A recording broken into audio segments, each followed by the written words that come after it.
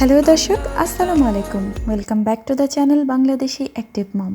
আশা করছি যে যেখানে আছেন নিশ্চয়ই অনেক ভালো আছেন। আর আজকে আমি চলে আসলাম সকাল সকাল আপনাদের সাথে নতুন আরও একটি ভিডিও শেয়ার করার জন্য। আশা করছি আমার আজকের ভিডিওটি আপনাদের ভালো লাগবে।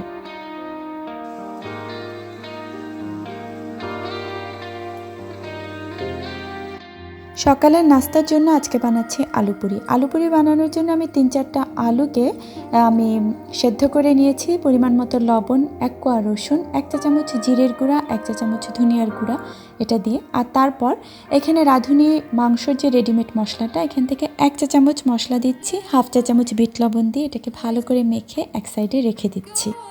আর এই ডো তৈরি করার জন্য আমি এখানে দিয়েছি ময়দা, লবণ আর 4 থেকে 5 টেবিল চামচের পরিমাণ সয়াবিন তেল আর একদম ঠান্ডা পানি। এতে করে পুরিটা কিন্তু ক্রিস্পি হবে।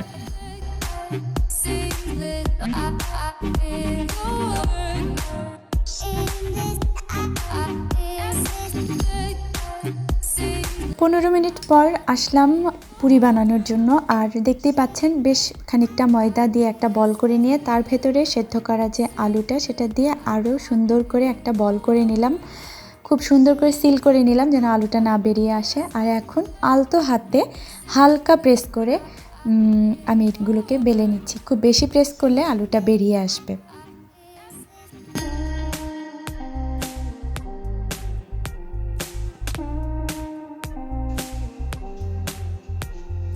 সবগুলো পুরি বানানো শেষ, এখন আমি এগুলোকে ভেজে নিচ্ছি।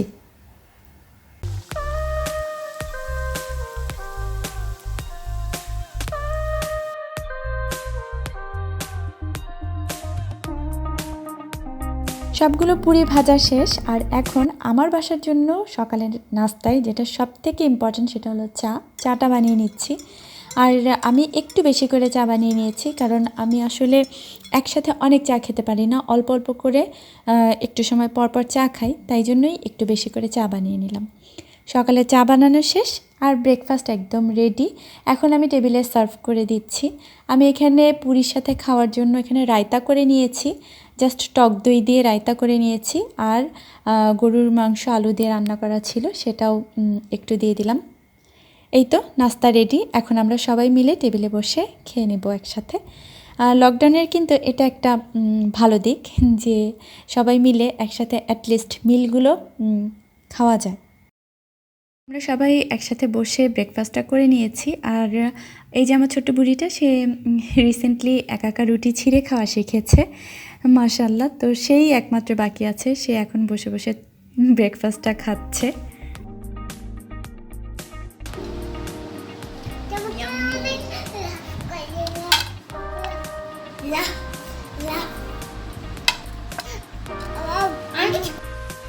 এগুলো গুছাও, ম্যাটগুলা।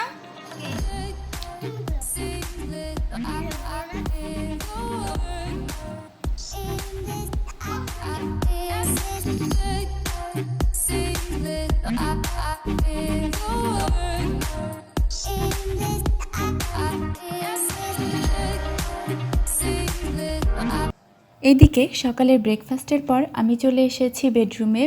আর আজকে আসলে ঘুম থেকে উঠে বিছানাটা গুছানো হয়নি, তো এখন বিছানাটা গুছিয়ে একবারে রুমটাকে ক্লিন করে নিচ্ছি।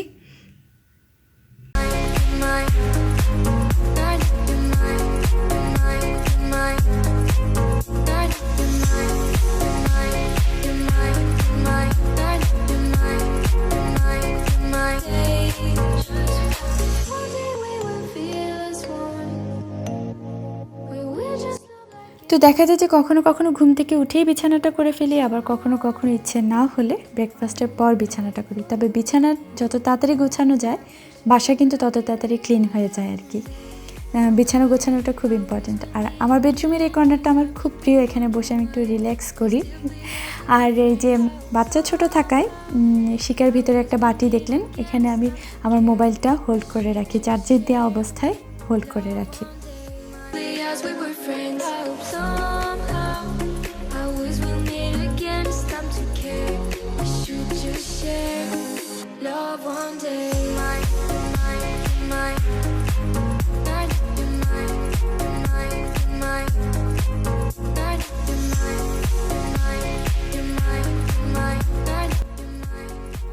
এখন চলে এসেছি কিচেনে, কিচেনটাকে একটু ক্লিন করে নিচ্ছি। আর তাছাড়া ব্রেকফাস্টের পরে থালা বাটি এগুলো কিছুই ক্লিন করা হয়নি, এখন সব কিছু ক্লিন করে নিচ্ছি।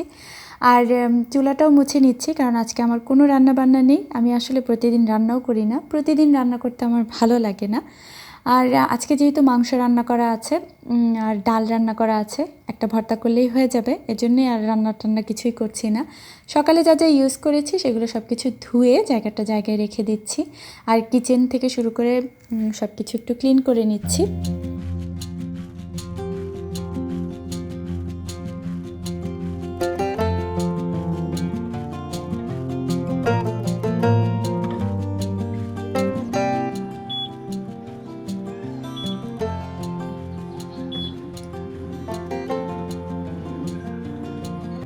তো যেদিন আমার রান্নাবান্না থাকে না সেদিন দেখা যায় আমি বাসা ক্লিন করা, ফার্নিচার ক্লিন করা এগুলো কাজগুলো করে থাকি। তাছাড়া যেদিন রান্না করার ডে থাকে সেদিন আমি মোটামুটি এই ধরনের কোনো কাজে যাই না।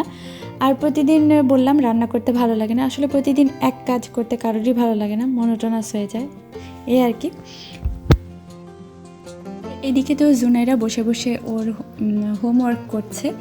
আর ও আসলে হোমওয়ার্ক দেওয়ার পরপরই বসে পড়ে হোমওয়ার্ক করার জন্য। আমি বলি একটু পরে করো বা সন্ধ্যায় করো না, সে তখনই অনলাইনে যেগুলো সাবমিট করতে হবে সেগুলো করে ফেলে।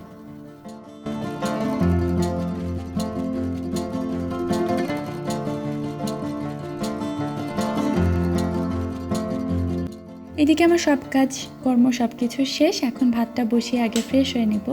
আর না চাইতে বৃষ্টি, আমাদের উপরতলায় একজন ভাবি আছেন, উনি 2 রকমের ভর্তা করে পাঠিয়ে দিয়েছেন।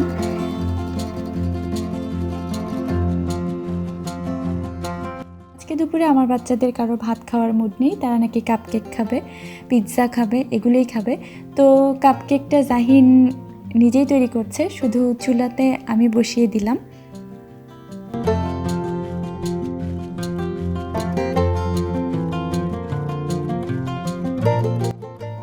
তো আমি এখানে পিৎজা বানানোর জন্য 2 কাপ পরিমাণ নিয়ে নিয়েছি ময়দা, আরও দিয়েছি এখানে 2 টেবিল চামচ চিনি, পরিমাণ মতো লবণ, 2 চা চামচ ইস্ট, আর 1 চা চামচ বেকিং পাউডার, সামান্য পরিমাণ গোলমরিচের গুঁড়া, 2 টেবিল চামচ পরিমাণ দিয়েছি গুঁড়ো দুধ দিয়ে, তারপরে এটাকে আমি হালকা গরম পানি দিয়ে অল্প অল্প করে পানি দিয়ে এটাকে মেখে নিয়েছি। যখন মাখা এই পর্যায়ে আসবে তখন আমি এখানে 1/2 কাপের পরিমাণ তেল অল্প অল্প করে দিয়ে একটা ময়ান তৈরি করে 15 মিনিটের জন্য রেস্টে রেখে দিয়েছিলাম।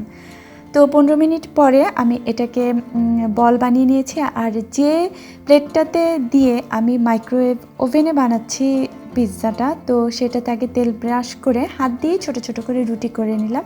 আর এটা এখন একদম রেডি। এটাকে 5 মিনিট ঢেকে রেখে তারপরে ওভেনে দিয়ে দিচ্ছি।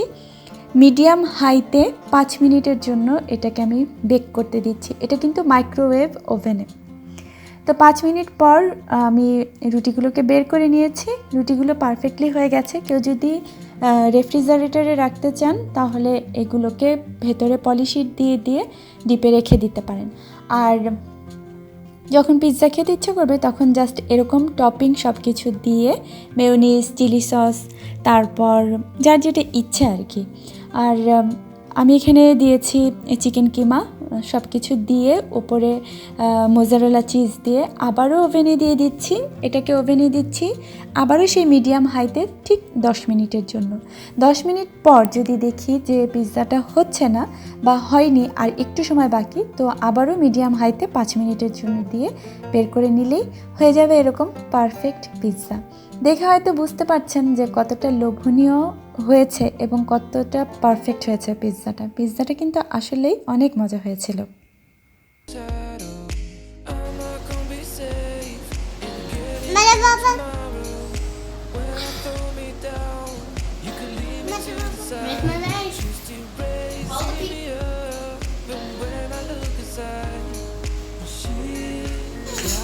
These miniature pizzas are so yummy. তো ভিউয়ার্স, এই ছিল আমার আজকের আয়োজন। আশা করছি আপনাদের ভালো লেগেছে। আজকের মতো বিদায় নিচ্ছি, ফিরে আসবো নতুন কোনো ভিডিও নিয়ে। সে পর্যন্ত সবাই অনেক অনেক বেশি ভালো থাকবেন। আল্লাহ হাফেজ।